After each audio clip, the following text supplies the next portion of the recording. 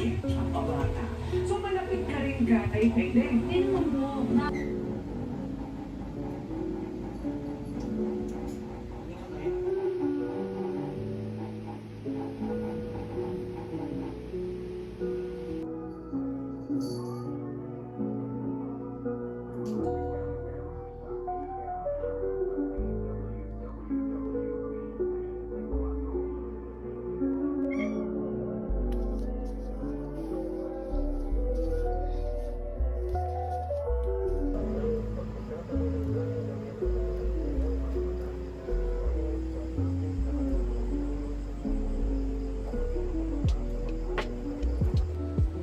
Hi guys.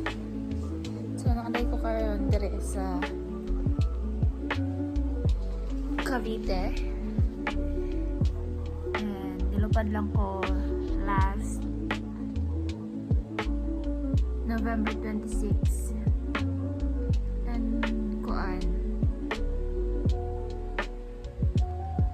Nakuha sa gistingan sa kong dito. And I don't know. Okay ba sa akong feelings? Hindi na ako masabtan na akong kagalingon.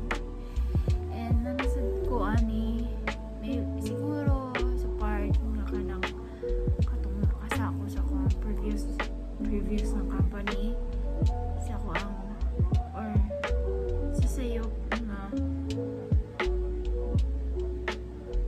wala na ko na predict or wala na ko na sana napungan. And karon I'm broke. Walay trabaho, wala tanan. And wala kay bawo sa may tabo sa akong kanabuhi. Ang puto sa akong plano. And this fucking shit to me nga ang akong parents kasi pumunta na ako sa akong plano. Well, in fact, wala ko kayo bawon sa akong plano. Wala ko kayo bawon sa akong I mean, no alignment na sa mga pinabuhay tungod siguro sa or tungod lang sa kasayo. Wala ko kayo bawon. And I don't know how to start again. Wala ko kayo bawon sa akong pag-lift balik sa kong kumpensa sa kagalingon. Pagsalig sa kong kagalingon. Ang tanan-tanan. And dagan akong time na nausik last month, October 10 ko niyang awa. And 1 month sad ko sa bay sa mua sa Bohol, sa probinsya. And all I can say is nagsigir ako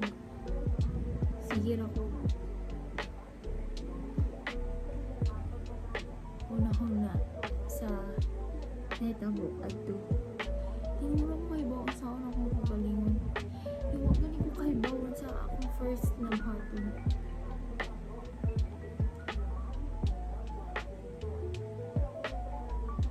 Gusto ko masakit na lang kagalingon.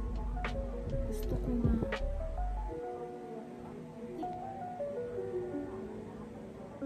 gusto ko face that fear pero saan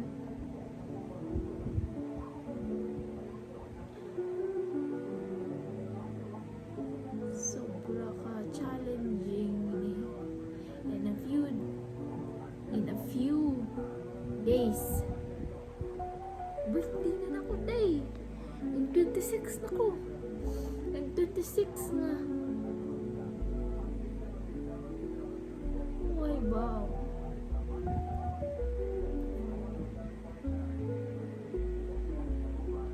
Next year, 27. Next year, 28. And wala ko kayo po. Kailangan ko.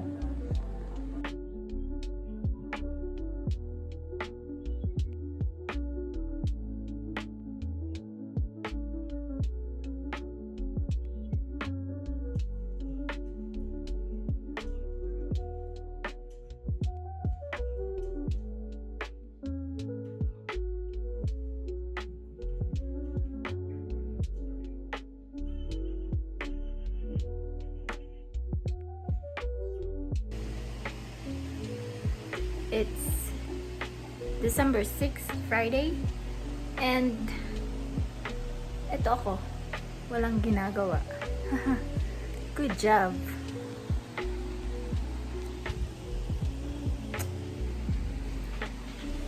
I-video ko sana to. Yung niluluto ko. Pechay with baboy. Karning baboy. So, yan. Mag-cooking inaasa na ako kaso tinatamad ako. So, finished product na lang. Asa na yung pusa? Orpi? Ay, ito. Yung pusa kong maligalig. At hindi ko alam kung anong gagawin ko dito. Nagigigil ako sa pusang to. Ayan. Ito po ay si Cordapia. Ayan. Ganda ko dito, oh. Tapos, pag meron na naman, ganda pa rin.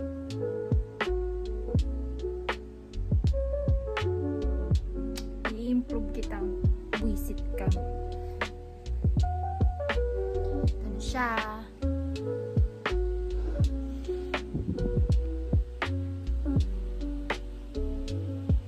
Ah. Bango.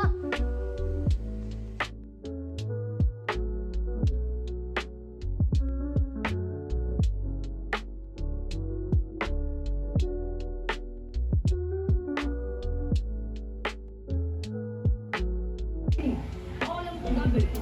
Diba? Natawag kayo. Pagkasalubong. Ano ba? Nagkasalubong lang. Nagkasalubong po kami. Kinita po kasi yun. Kasi marami pong disposal rin po sa amin. Isumbong po sa kanya. Dahil sa nagkausap na. Pero salubong lang po talaga kami. Okay. So, si Dende, pinapaka-pogi na pinagseselosa ng bayan. Gusto kong makilala. Ha? Ay, nag-aagawa ng mga kababaihan. Nagkaan kayo? Ilabot ng Blue Street. Eto na. Makikita na natin. Mamaya!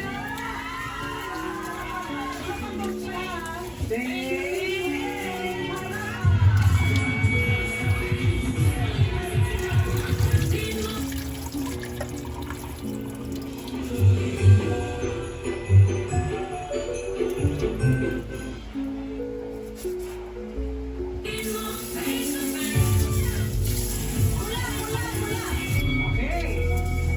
Doc Camille, ano ba yung selos? Yan ba'y nagagamot pa? Alam niyo, may kilala akong mga seloso-selosa. Wala na yata ang gamot.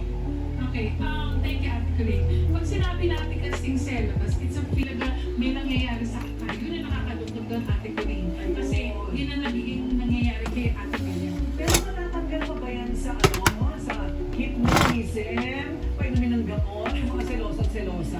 Siguro pagdating sa ganyan, ang ating may proseso natin, lalo na kung partners nila. So, pwede tinatawag na couples therapy para sa ganun maintindihan kung bakit naging insecure isang tao, bakit ka nagkakaroon ng takot sa ganitong relasyon.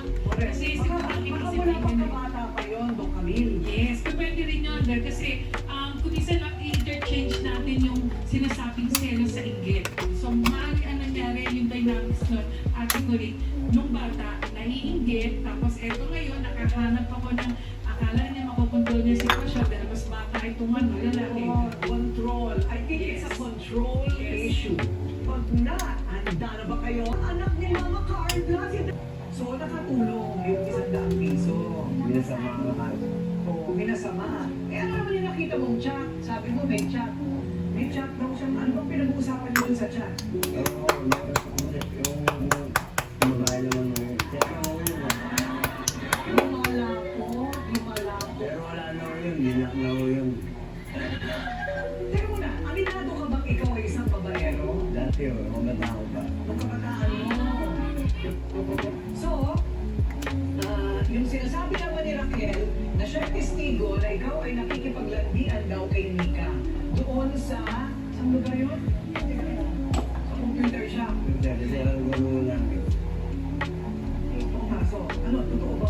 huwag kayo matikip. Yung kwento, napapatawa. Lalo na joker ako eh, kung dali sa bahay.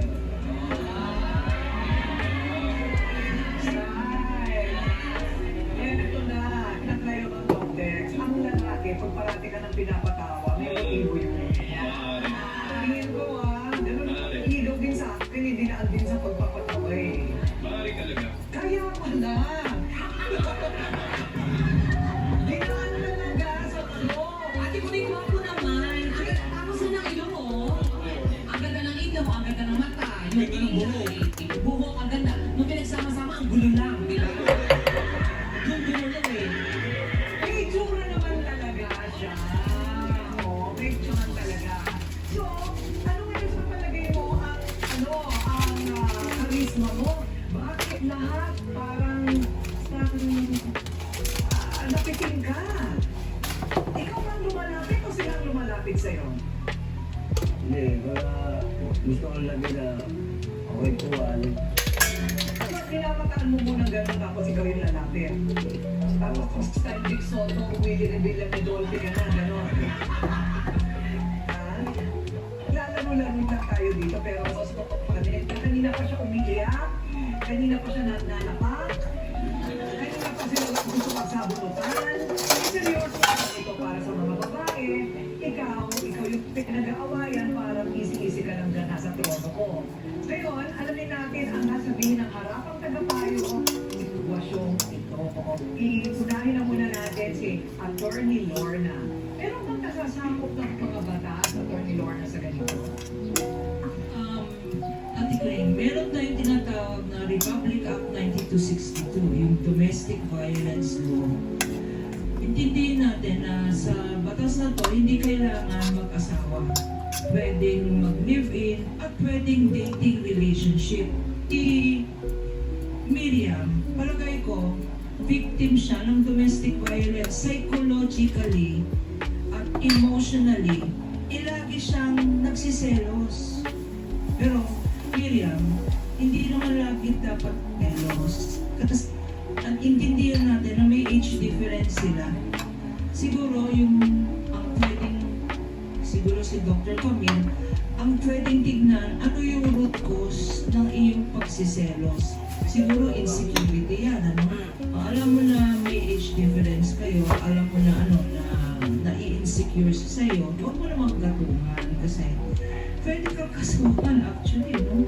Ng domestic violence mo, pwedeng gumawa ng protection order sa barangay para bawalan kang makipaglandian dyan sa mga yan, ano? Biktima